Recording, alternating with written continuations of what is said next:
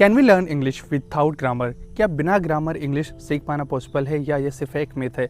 आपने कई बार सुना होगा, आपने बहुत सारी ऐसी वीडियोस देखी होंगी इंस्टाग्राम पे, यूट्यूब पे, कि अगर आपको फ्लुएंट इंग्लिश बोलना है तो आपको ग्रामर सीखने की कोई ज़रूरत नहीं है। आपको सिर्फ इंग्लिश को सुनना है, बोलना है और आप इजीली इंग्लिश बोलना सीख सकते हैं।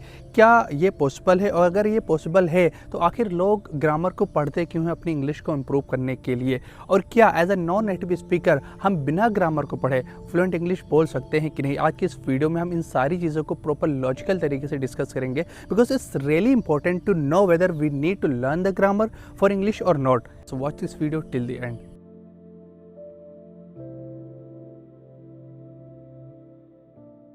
सबसे पहले एक आर्गुमेंट जो आपने कई बार सुना होगा कि जैसे कि हमने हिंदी बोलना सीखा है, क्या उसके लिए हमने कभी ग्रामर को पढ़ा है?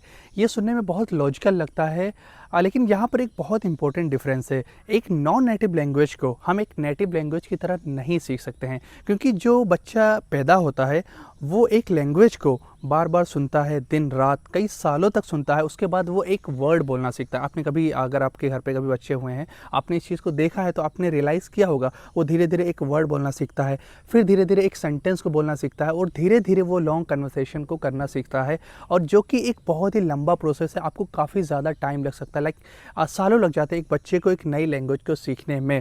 तो अगर आपके लिए ये पॉसिबल है कि आप कंप्लीटली ब्लैंक हो जाएं और आप एक ऐसी नेटिव स्पीकिंग कंट्री में शिफ्ट हो जाएं जहां पर सिर्फ इंग्लिश बोला जाता है, और आप एक टर्टल की स्पीड से ग्रेजुअली और धीरे धीरे करके एक लैंग्वेज को सीखें, तब वो आप कर सकते हैं। तब भी आप उसे एक नेटिव लैंग्वेज की तरह नहीं सीख सकते हैं, क्योंकि आपने ऑलरेडी एक लैंग्वेज को अडॉप्ट कर लिया है। क्योंकि आपका जो दिमाग है ना, आप जब भी आप एक नई लैंग्वेज को सीखेंगे, क्योंकि ऑलरेडी हम एक लैंग्वेज को जानते हैं, हम हमेशा क्या करेंगे, हम उन सारी चीज़ों को हम रिलेट करने की कोशिश करेंगे।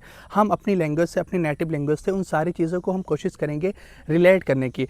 तो ग्रामर को इस तरीके से दिखाया जाता है कि it's like a very bad thing, it's like something कि आपको ग्रामर की ज़रूरत ही नहीं है आपको एक लैंग्वेज को सीखने के लिए, जबकि ग्रामर को बनाया ही इसलिए गया है कि आप एक लैंग्वेज को ईजिली कैसे सीख सकते हैं। लेकिन यहाँ पर एक बहुत इंपॉर्टेंट क्वेश्चन होता है लोगों के दिमाग में। लोग ये चीज़ समझ नहीं पाते हैं कि ग्रामर को किस तरीके से सीखना है। ग्रामर को इस तरीके से रिप्रेजेंट किया जाता है कि आपको ऐसा लगता है कि हमें मोटी से मोटी ग्रामर की बुक्स पढ़नी है, बहुत सारी ग्रामर के कॉन्सेप्ट को क्लियर करना है, और तब जाकर हम इंग्लिश बोलना सीख सकते हैं। ग्रामर को एज अ टूल ना समझ के हम ग्रामर को एज अ ओनली थिंग समझते हैं एक लैंग्वेज को सीखने के लिए। तो मेरा ये मानना है कि अगर आपको अपनी इंग्लिश को, अपनी स्पोकन इंग्लिश को इम्प्रूव करना है, तो आपको ग्रामर को समझना है कि आपको ग्रामर को किस तरीके से पढ़ना है। देखिए, दो तरीके की ग्रामर होती है, ऐसा मेरा मानना है। ग्रामर एक ऐसी ग्रामर होती है जो हम कम्पिटिटिव एग्जाम की तैयारी के लिए सीखते हैं। बहुत सारी बुक्स को पढ़ना, मोटी मोटी बुक्स को पढ़ना, जिसमें बहुत सारे रूल्स होते हैं कि ये प्रीपोजिशन के साथ में ये सिचुएशन में ये प्रीपोजिशन लगेगी, ये कंजक्शन लगेगी, या ये सारे रूल्स फॉलो होंगे। यहाँ पर ऐसे आपको सारी बुक्स को कवर करना, बहुत सारे ऐसे रूल्स हैं। अगर मैं आपको बताऊं कि अगर आप ग्रामर के रूल्स सीखने जाएंगे तो आई गेस कि आपको एटलीस्ट 4 से 5 साल लग जाएंगे आपको पूरी ग्रामर को कवर करने में। लेकिन अगर आपका पर्पस है अपनी स्पोकन इंग्लिश को इम्प्रूव करना, अगर आप सिर्फ इंग्लिश को बोलना सीखना चाहते हैं, तो आपको कोई ज़रूरत नहीं ग्रामर की मोटी बुक पढ़ने की। आपको ये समझना है कि हम सिचुएशनल ग्रामर को कैसे यूज़ करते हैं। सिचुएशनल ग्रामर का मेरा कहने का मतलब यह है कि एक सिचुएशन में हम ग्रामर को किस तरीके से यूज़ करते हैं। मेरा कहने का मतलब यह है कि अगर जैसे लोग कहते हैं ना कि आपको ग्रामर सीखने की कोई ज़रूरत नहीं, आपको सिर्फ इंग्लिश को सुनना है, बोलना है और इजीली आप इंग्लिश बोलना सीख सकते हैं। इट्स लाइक कि आपको नेटिव लैंग्वेज के सारे सेंटेंसेस को समझना पड़ेगा, एक एक सेंटेंस को आपको समझना पड़ेगा। जबकि अगर आप सिचुएशनल ग्रामर को एक बार आप समझ जाते हैं, फॉर एग्जाम्पल अगर मुझे फ्यूचर में कोई चीज़ करना है, तो ऐसी सिचुएशन के लिए हम क्या यूज़ करते हैं, विल यूज़ करते हैं। फॉर एग्जाम्पल मुझे कल लखनऊ जाना है, तब मैं बोलूँगा I will go Lucknow tomorrow. Let's say कि मुझे कल मार्केट जाना है, तब मैं कहूँगा I will go market tomorrow. अब यहाँ पर अगर आप सिर्फ ये एक सिचुएशन समझ गए कि फ्यूचर में मुझे जब कोई काम करना होता है, हम विल का यूज़ करते हैं। अब यहाँ पर एक पर्टिकुलर ग्रामर के सिचुएशन से आप हज़ारों सेंटेंसेस को बना सकते हैं। इसके अलावा जैसे कि मुझे कहना है कि मैं कोई काम कंप्लीट कर चुका हूँ, फॉर एग्जांपल मैं खाना खा चुका हूँ, ये मैंने काम कंप्लीट कर लिया है। इसके लिए हम सिंपल सा एक ग्रामर का स्ट्रक्चर फॉलो करते हैं कि I have eaten food, I have completed the homework, मतलब ये काम मैं कर चुका हूँ। तो ऐसे करके अगर एक एक ग्रामर के स्ट्रक्चर को आप समझ लेते हैं, आपको ये नहीं समझना है कि ये कौन सा टेंस है, आपको ये नहीं देखना है कि ये कौन सा लाइक कैसे सारी चीज़ें आ रही हैं, बस आपको एक सिचुएशनल तरीके से इन सारी चीज़ों को समझना है।